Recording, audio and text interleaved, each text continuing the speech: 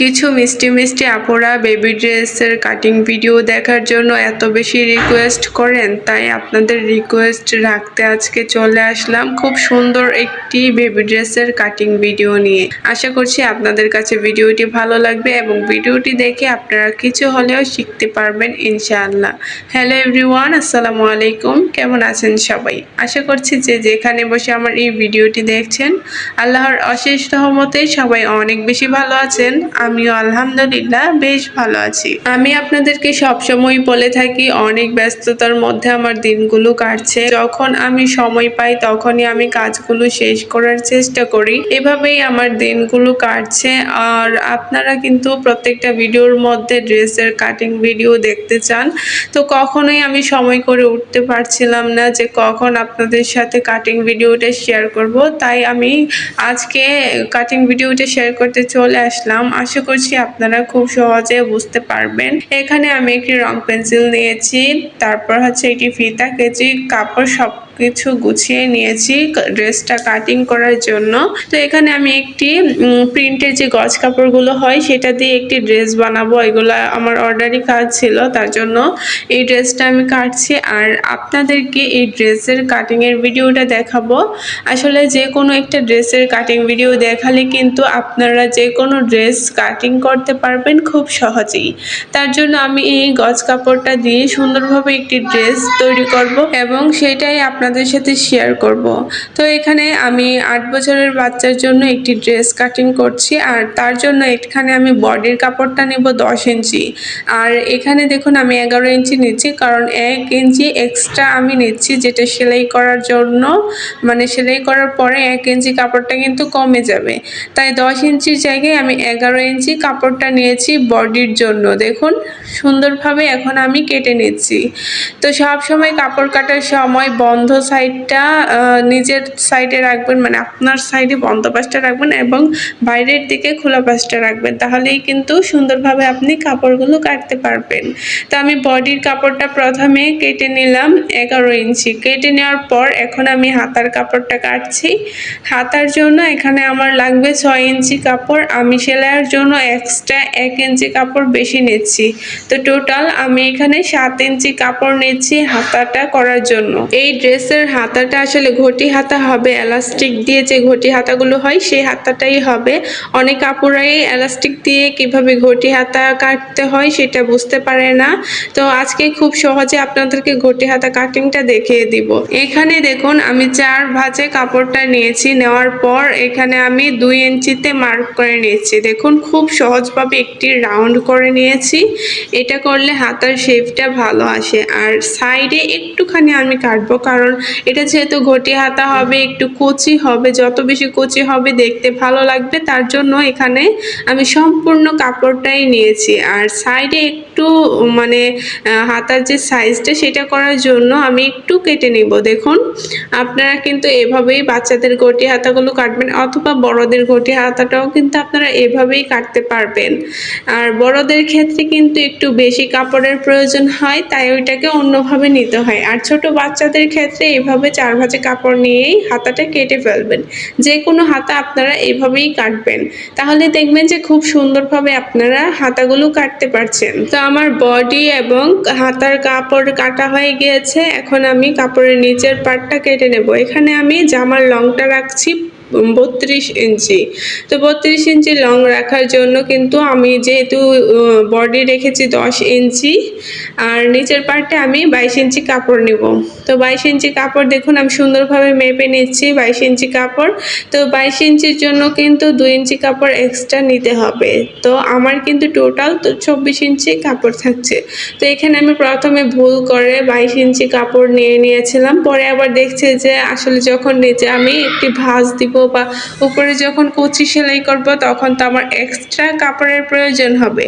তো সেটা ভেবে আমি এক্সট্রা 2 ইঞ্চি কাপড় নিয়েছি। তো টোটাল 34 ইঞ্চি আমার ড্রেসটা হবে।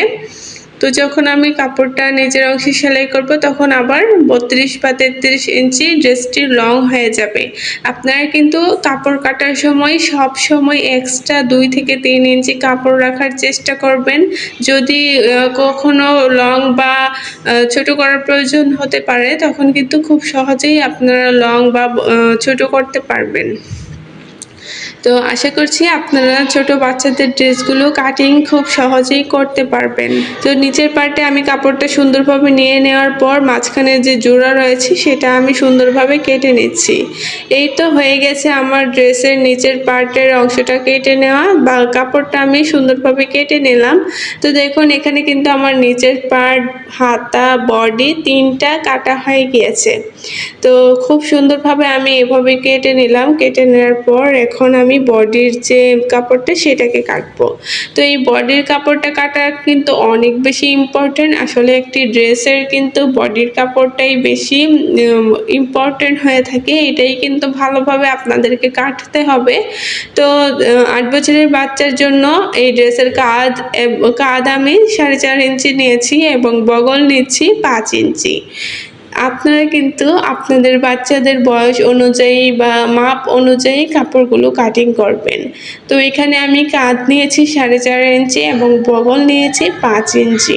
আমি কিন্তু আপনাদেরকে কোনো সূত্র ধারা কাজ শেখাচ্ছি না বা কাটিং শেখাচ্ছি না। আমি নর্মালি যেভাবে কাপড় কাটিং করতে হয় নর্মালি আমি আপনাদেরকে বোঝানোর চেষ্টা করছি যেন আপনারা বুঝতে পারেন। তারপর এখন আমি গলার মাপটা নিচ্ছি। দেখুন গলার মাপটা হচ্ছে, গলার চওড়া হচ্ছে 2 ইঞ্চি 2 সুতা এবং গলার লম্বাটা নিচ্ছি 3 ইঞ্চি এবং গলার চওড়াটা নিয়েছিলাম 2 ইঞ্চি 2 সুতা। তো এভাবেই কিন্তু 8 বছরের বাচ্চার ড্রেসটি আপনারা কাটিং করবেন। এই পর্যন্ত যারা আমার ভিডিওটি দেখছেন, ভিডিওটি ভালো লাগলে অবশ্যই ভিডিওতে একটি লাইক করবেন এবং আপনি যদি আমার চ্যানেলে নতুন হয়ে থাকেন তাহলে প্লিজ চ্যানেলটিতে সাবস্ক্রাইব করবেন। আপনাদের লাইক কমেন্ট পেলে কিন্তু আমি ভিডিও বানাতে অনেক বেশি উৎসাহ পাই। দেখুন আমি কিন্তু খুব সুন্দরভাবে গলাটা কাটিং করে নিয়েছি। প্রথমে যখন আপনারা গলা কাটিং করবেন প্রথমেই কিন্তু আপনারা ছোট করে গলাটা গলাটা পিছনের অংশে হবে, তার জন্য আপনারা প্রথমে ছোট করে গলাটা কাটবেন। পিছনের গলা কিন্তু 1 থেকে 1.5 ইঞ্চির মতো আমি রেখেছি। আপনারা আপনাদের পছন্দ মতো গলাটা কাটবেন। অনেকে কি করে সামনের গলা এবং পিছনের গলা এক মাপেই কাটে, বড় বা ছোট হয়ে যায়, সেটা কিন্তু দেখতে ভালো লাগে না। আপনারা সবসময় 1 বা 1.5 ইঞ্চি রাখবেন পিছনের গলা এবং সামনের গলাটা যতটুকু হয় ততটুকুই রাখবেন, তাহলে কিন্তু ড্রেসটা অনেক বেশি সুন্দর হয়। আর যেহেতু আমরা পেছনে চেইন বা বোতাম ইউজ করি তার জন্য পেছনের দিকে ছোট গলা রাখলেই ড্রেসটা ভালো হয়। পিছনের কাপড়টা আমি সুন্দরভাবে আলাদা করে নিয়েছি। নেওয়ার পর এখন আমি সামনের গলাটা কেটে নিচ্ছি। আপনারা কিন্তু সবসময় এভাবে ড্রেসগুলো কাটিং করবেন এবং আমি সবসময় এভাবে ড্রেসগুলো কাটিং করে থাকি। আমি জানি যারা নতুন তাদের ক্ষেত্রে একটু কঠিন মনে হতে পারে, তারপরেও আমি আপনাদেরকে সহজভাবে বোঝানোর চেষ্টা করেছি। তারপর এখানে আমি আরো একটি টুকরো কাপড় নিয়েছি। এখানে আমি যেহেতু এটা ছোট বাচ্চাদের গলা করব, এই গলার মধ্যে আমি পাইপিং লাগাবো। পাইপিংয়ের জন্য আমি পাইপিংয়ের যে একটি কাপড় হয় সেটা আমি আড়াআড়ি ভাবে কেটে নিচ্ছি।